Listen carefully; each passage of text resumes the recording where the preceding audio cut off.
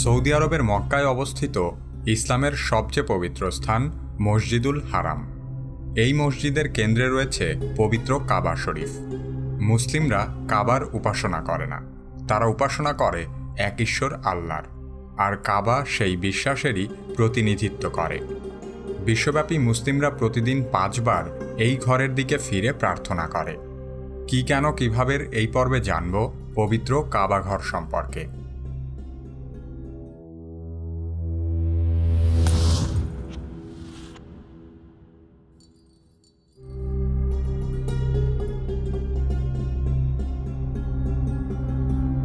পৃথিবীর প্রথম ইবাদতের স্থান কাবা শরীফ।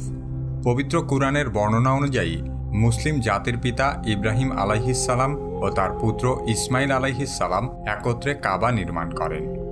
ইসলাম ধর্ম শুরু হওয়ারও বহু আগে থেকে কাবাকে কেন্দ্র করে একটি নির্দিষ্ট এলাকা ছিল অত্যন্ত পবিত্র ও নিরাপদ স্থান।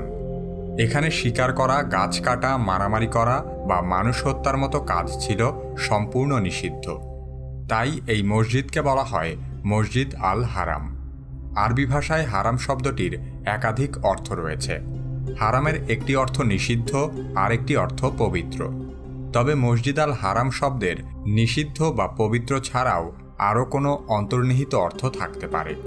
হজরত ইব্রাহিম আলাইহিসসালাম ও ইসমাইল আলাইহিসসালাম কাবাঘর নির্মাণ সম্পন্ন করার পর একটি পাথর বসানোর জায়গা ফাঁকা ছিল। ইব্রাহিম আলাইহিসসালাম তার পুত্রকে পাঠান এখানে বসানোর মতো একটি পাথর খুঁজে আনতে। তখন আল্লাহর আদেশে ফেরেশতা জিবরাইল আলাইহিসসালাম জান্নাত থেকে একটি পাথর নিয়ে আসেন। বলা হয়ে থাকে, পাথরটি যখন পৃথিবীতে এসেছিল তখন এর রং ছিল সম্পূর্ণ সাদা, কিন্তু দিনে দিনে মানুষের পাপ শুষে নিয়ে পাথরটি কালো রং ধারণ করেছে। কাবা শরীফের দক্ষিণ পূর্ব কোণে অবস্থিত এই পাথরের নাম হাজরে আসওয়াদ। কাবাঘর বহুবার পুনর্নির্মাণ ও সংস্কার করা হয়েছে।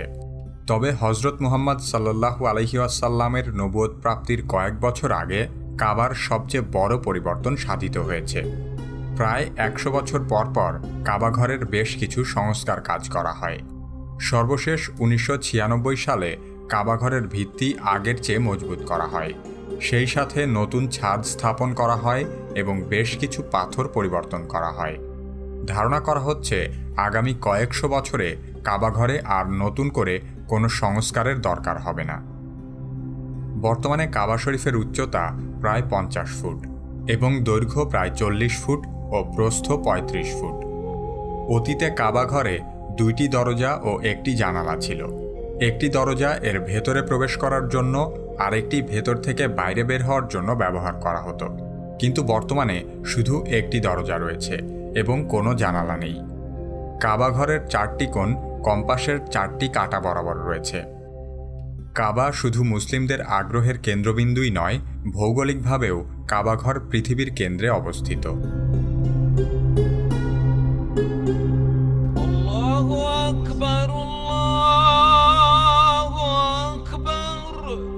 পৃথিবীর 180 কোটি মুসলিম প্রতিদিন 5 বার পবিত্র কাবার দিকে মুখ করে নামাজ আদায় করে। হজ ও ওমরার সময় মুসলিমরা কাবার চারপাশে ঘড়ির কাঁটার বিপরীত দিকে 7 বার প্রদক্ষিণ করে, যা তাওয়াফ নামে পরিচিত। যে জায়গা জুড়ে তাওয়াফ করা হয় তাকে বলে মাতাফ। অবিশ্বাস্য হলেও সত্য যে কাবাকে প্রদক্ষিণ করা কখনোই থেমে থাকে না। এই মুহূর্তেও কেউ না কেউ তাওয়াফ করছে। এমনকি অতীতে বন্যার সময়ও মানুষ সাঁতার কেটে কাবাকে প্রদক্ষিণ করেছে।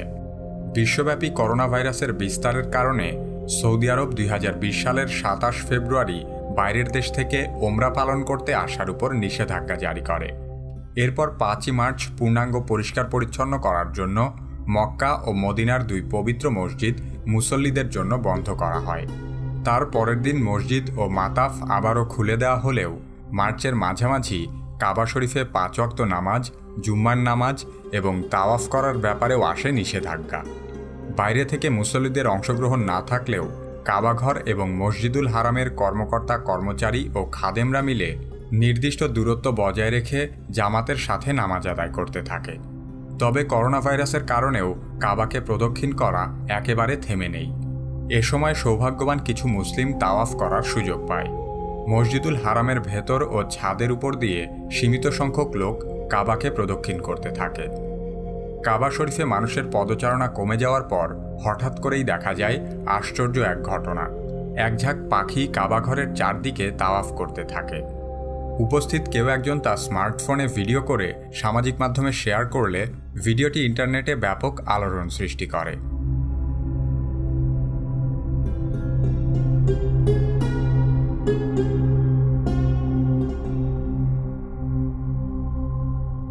কাবা শরীফের গুরুত্বপূর্ণ অলঙ্কার এর উপরের কালো পর্দা, যার নাম কিসওয়া। অনেকে একে কাবা শরীফের গিলাফ নামেও চেনে। মুসলিম বিশ্বের সেরা ক্যালিগ্রাফার এবং শিল্পীরা মূল্যবান এই আবরণ তৈরি করেন। রেশমের তৈরি কালো কাপড়ের উপর সোনা ও রূপার সুতা দিয়ে লেখা হয় পবিত্র কুরআনের আয়াত। এই গিলাফ তৈরি করতে 670 কেজি রেশম এবং 15 কেজি স্বর্ণ ব্যবহার করা হয়। এই সিল্ক আসে ইতালি থেকে এবং সোনা ও রূপার প্রলেপ দেওয়া সুতা আসে জার্মানি থেকে। আধ্যাত্মিক বিচারে কিসওয়া অবশ্যই অমূল্য, কিন্তু এর বাজার মূল্য হিসাব করতে গেলে একটি কিসওয়া তৈরি করতে প্রায় 50 কোটি টাকার বেশি খরচ হয়। কাবা শরীফের গিলাফ কালো ছাড়া অন্য কোনো রং আমরা কল্পনাই করতে পারি না, কিন্তু অতীতে সবুজ, লাল এবং সাদা রঙের গিলাফ ব্যবহার করা হতো। আব্বাসীয় খিলাফতের সময় থেকে কালো রঙের গিলাফের প্রচলন শুরু হয়। অতীতে একটি গিলাফের উপর আরেকটি নতুন গিলাফ বসানো হতো। একসাথে বহু গিলাফের ওজনের কারণে কাবা ঘরের উপর প্রচুর চাপ পড়ত। তাই পরবর্তীতে শুধুমাত্র একটি গিলাফ রাখার সিদ্ধান্ত গ্রহণ করা হয়েছে। প্রতিবছর হজের মৌসুমে আরাফার দিনে গিলাফ পরিবর্তন করা হয় এবং পুরনো গিলাফ ছোট ছোট অংশে কেটে বিভিন্ন জাদুঘর এবং বিশিষ্টজনদের উপহার হিসেবে পাঠানো হয়।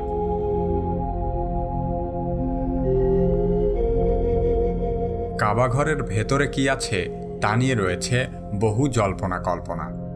অতীতে প্রতি সপ্তাহে 2 বার সকলের জন্য কাবা ঘর খুলে দেওয়া হতো, কিন্তু দিনে দিনে আগত মুসল্লির সংখ্যা অনেক বেড়ে যাওয়ায় বর্তমানে বছরে মাত্র 2 বার কাবার দরজা খোলা হয় এবং কতিপয় সম্ভ্রান্ত ব্যক্তিরা এর ভেতরে প্রবেশ করেন। কাবা ঘরের দরজা খোলার দিন লক্ষ লক্ষ মুসলিম এর সামনে ভিড় করে এক ঝলক দেখার জন্য। কাবা ঘরের ভেতরে রয়েছে ছাদকে ধরে রাখার জন্য 3টি স্তম্ভ, এর মাঝ বরাবর একটি টেবিল এবং সোনা ও রূপার তৈরি কিছু প্রদীপ ঝুলানো আছে। ভেতর থেকে কাবা ঘরের ছাদের উপরের দিকটা কুরআনের আয়াত সম্বলিত সবুজ কাপড় দিয়ে মোড়া। কাবা শরীফের ছাদে ওঠার জন্য এর ভেতরে আরও একটি দরজা আছে। কাবার ভেতরে প্রায় 50 জন লোক নামাজ আদায় করতে পারবে। এটিই পৃথিবীর একমাত্র ঘর যেখানে আপনি যেদিকে খুশি সেদিকে দাঁড়িয়ে নামাজ আদায় করতে পারবেন। ইসলাম প্রচারিত হওয়ার আগে থেকে কুরাইশ গোত্রের একাধিক পরিবার কাবা শরীফের দেখভাল করত।